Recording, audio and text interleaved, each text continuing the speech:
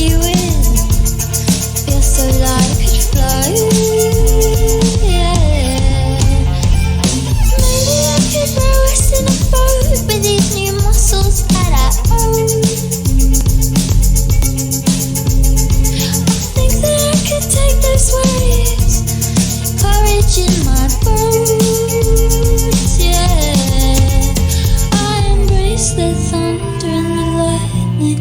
I will make it so hard to forget me. I'm a creature of only instinct, or I could take you down with one finger. I've been getting up and getting out, working up and getting down. I got new muscles all over my back, new muscles all over my back. Getting up and getting out, working hard and working on myself. New muscles all over my back, new muscles all over my back.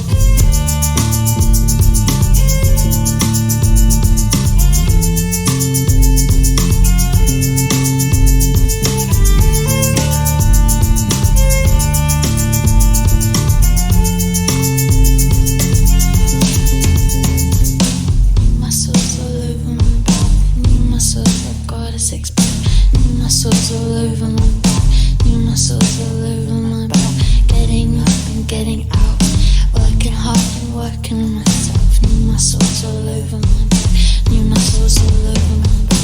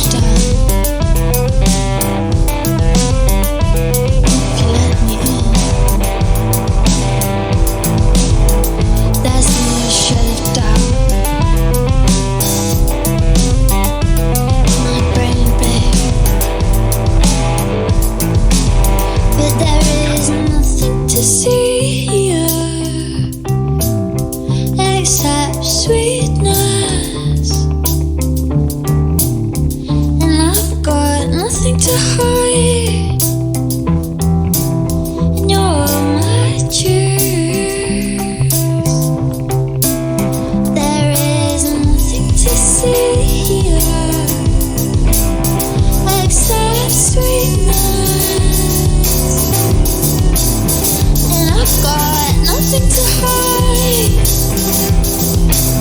in your life. When I see you walking towards me, yeah, you know what I'm talking about. And later when you want to kiss me, I know that you know that I'll be there. I've been thinking about you all day. It's all that I can think about. They say that love makes you naked, and I need you to cover me.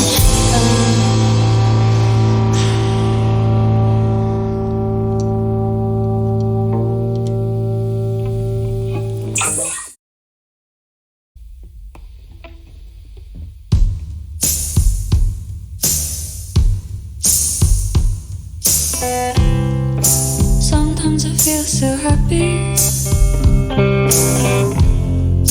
Sometimes I feel so sad. Sometimes I feel so happy, but mostly you just make me mad. Baby, you just make me mad. Linger on.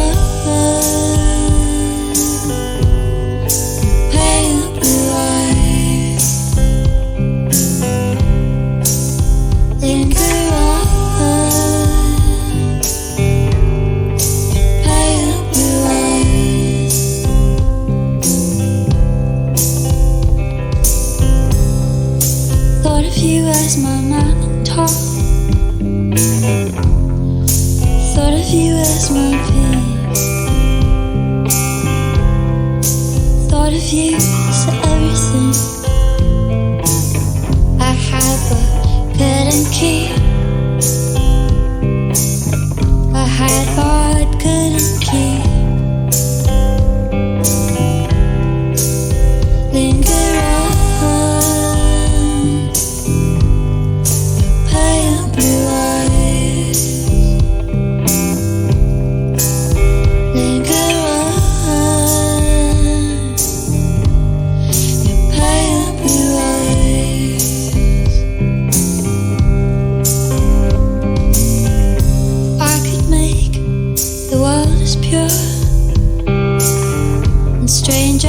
What I see,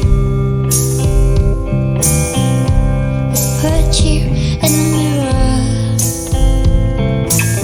I put it in front of me, I put it in front of me. Linger on, play up your eyes.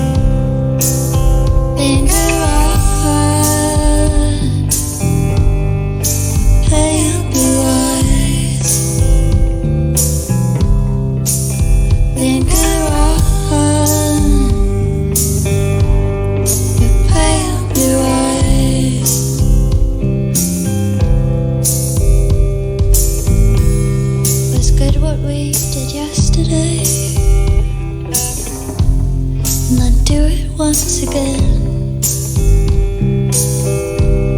The fact that you are married only proves you're my best friend. But it's truly truly a sin. Think I run, pay up your ways. Think I run, pay up your ways. Think I run, you pay up your ways. Think I run, you pay up your ways.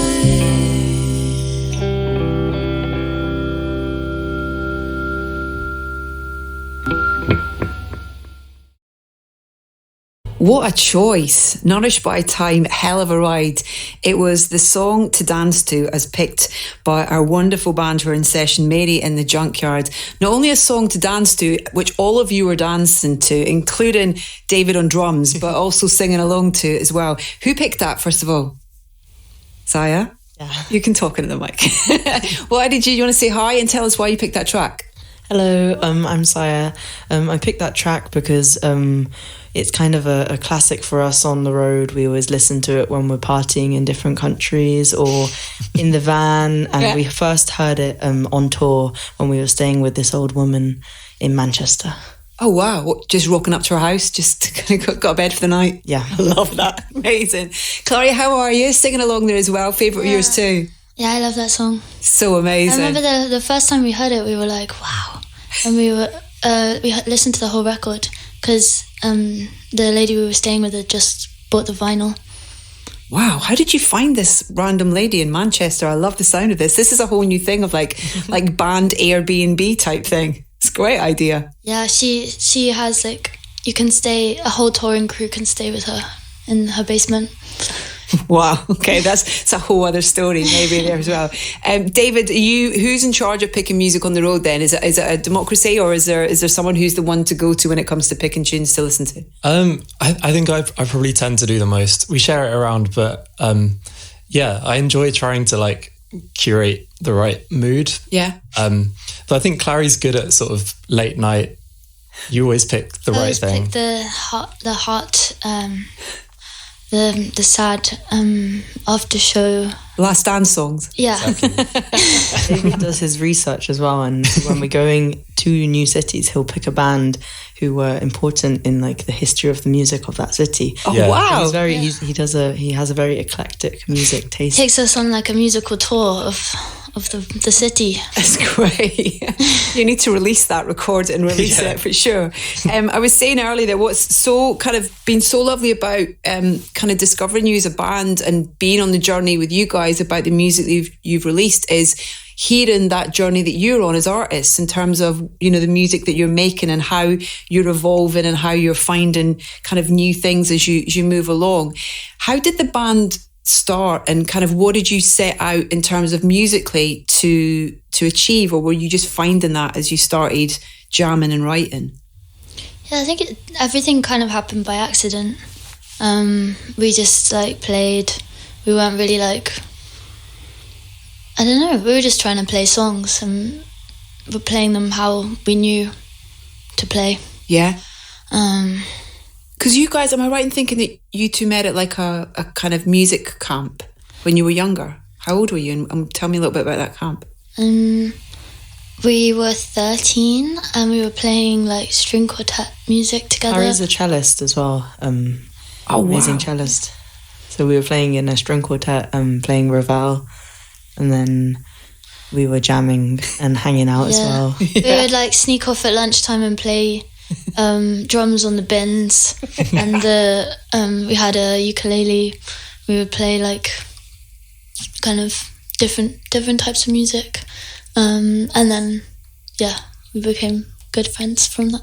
Did you have conversations back then about writing your own music though, and about creating your own music? I guess you were already starting maybe, or I don't know. Yeah, I remember I would like play Us to Sleep in our dorm, which had like 5 other people in.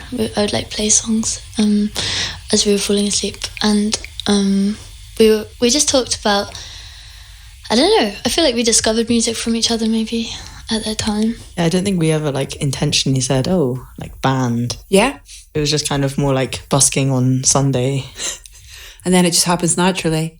You're going to play, first track you're going to play for us is from the album New Muscles, which two things about this that I absolutely love. Was it originally composed on the accordion, which is an instrument I absolutely love?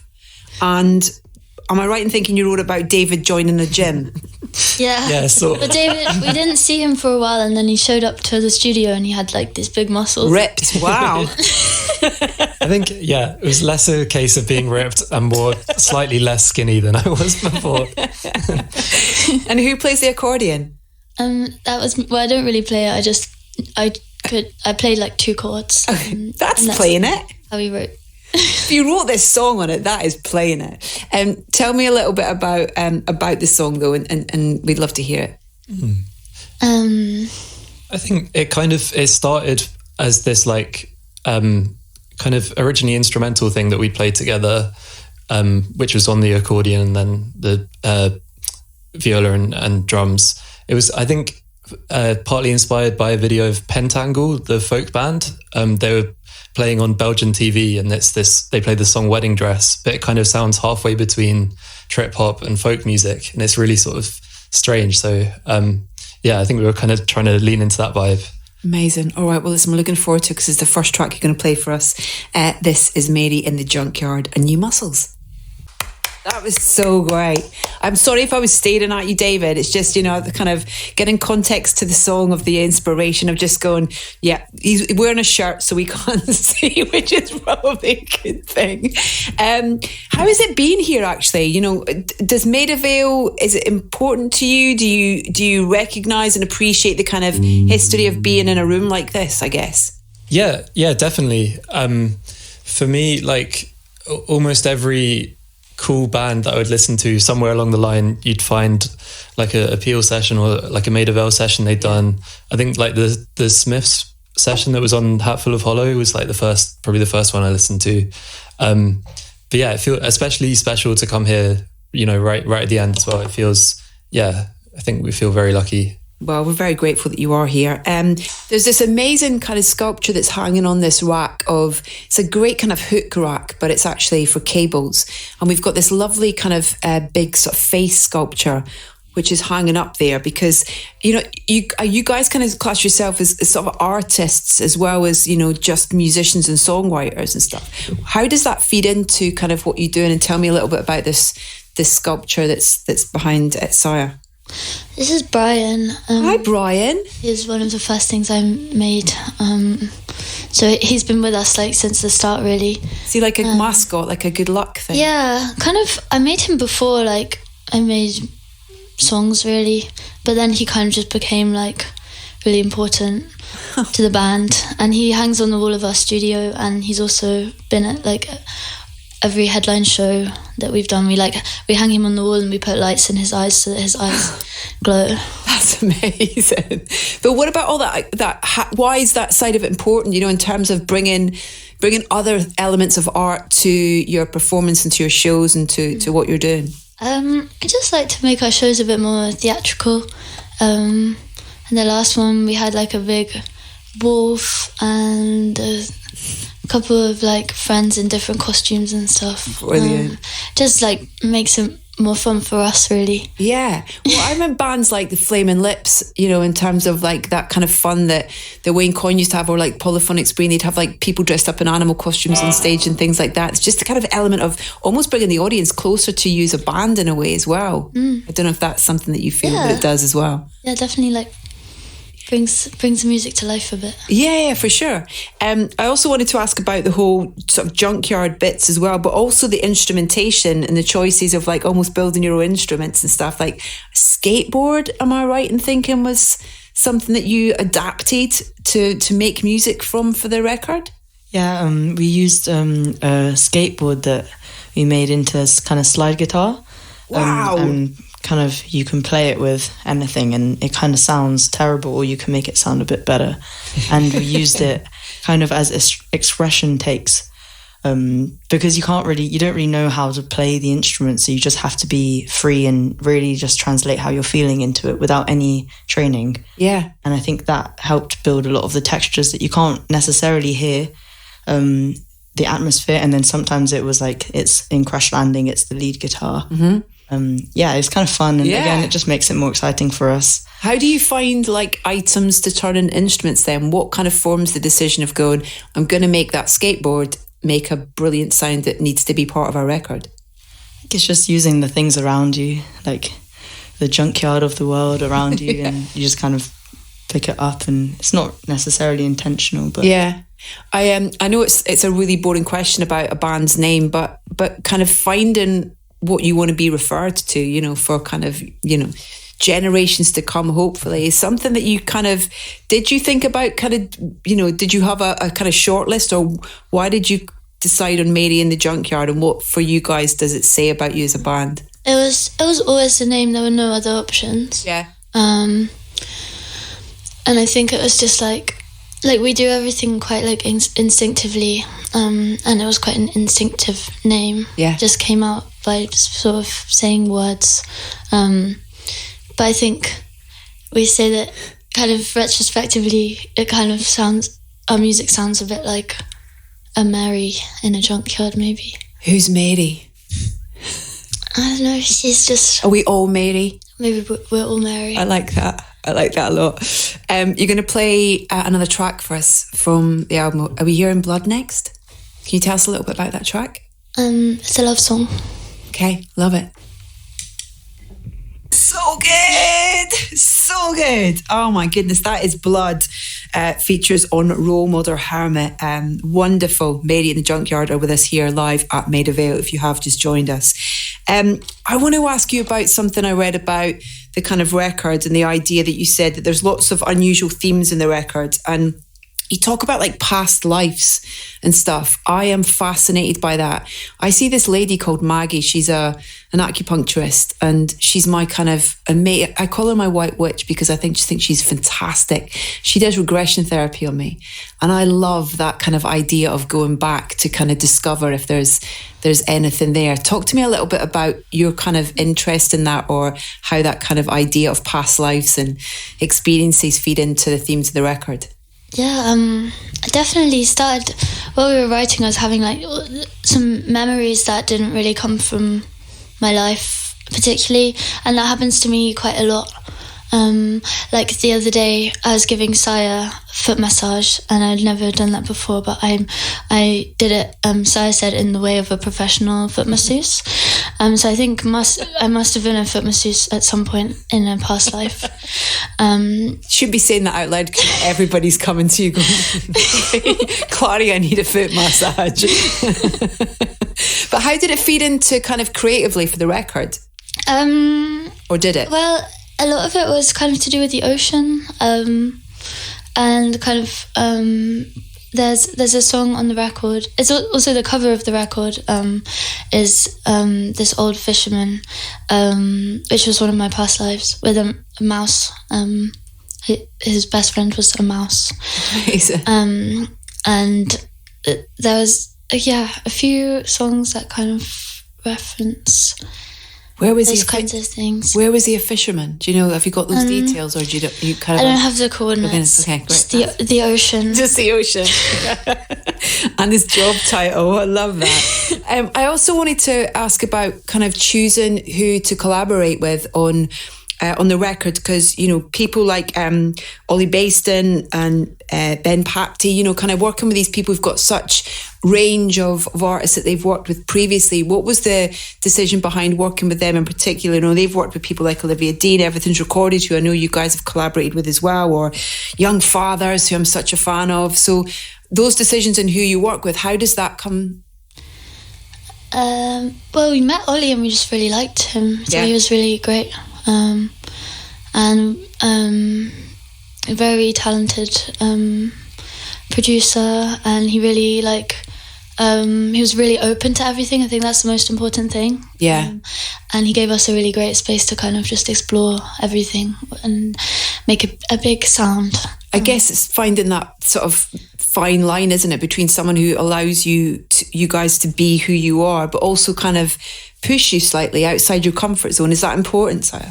Yeah, I think that's really important. I think Ollie's really, really good at it. I think setting up the days so that we can make the perfect take. And then after we've we did it that way around. So we got a live take of every song and then we started working over and into it. But I think he's just really good at like gathering the energies and pushing us. He really pushed us. And then if a take wasn't the one, we would feel it. Yeah. And we'd do it again. Yeah.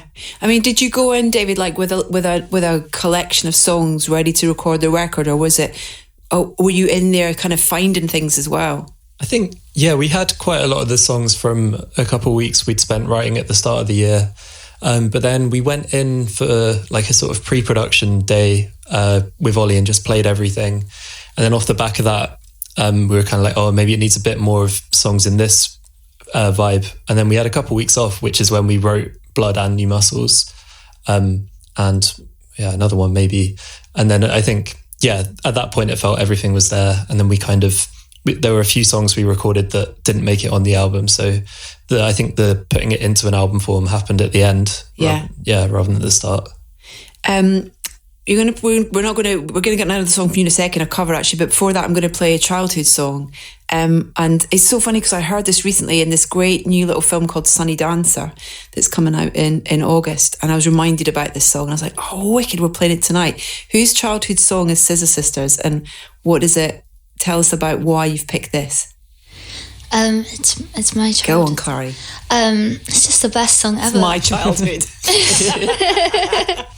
Why is it your childhood? It's just the best song ever. I think my dad put it on in the car a lot, and it was just like the most feel good.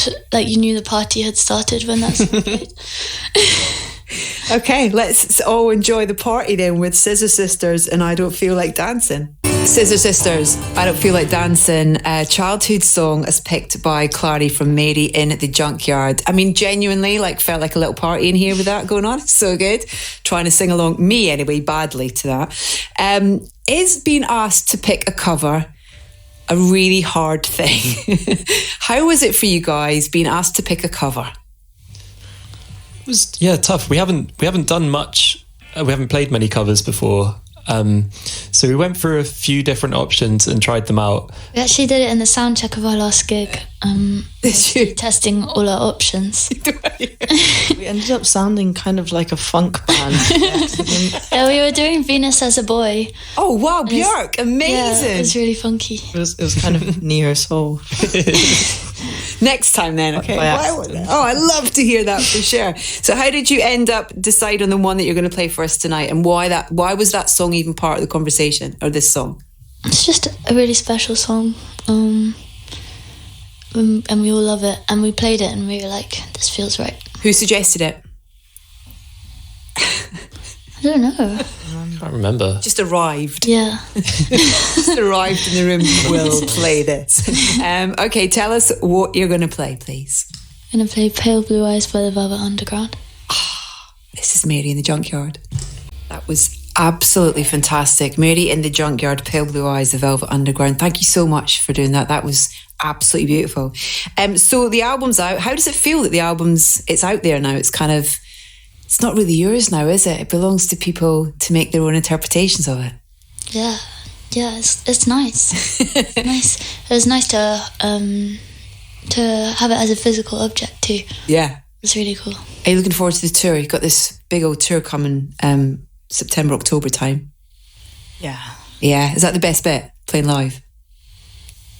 Yeah. Talking stuff's nonsense. Playing live is all we want to do for sure. Well, listen, we really appreciate you being here tonight, and it's lovely to celebrate our final sofa session here at Maida Vale with you guys. You've picked a song for your exit song. Who's picked this one then for tonight? I picked this one. Mm-hmm. It's The Rip by Portishead. Why have you picked it, David?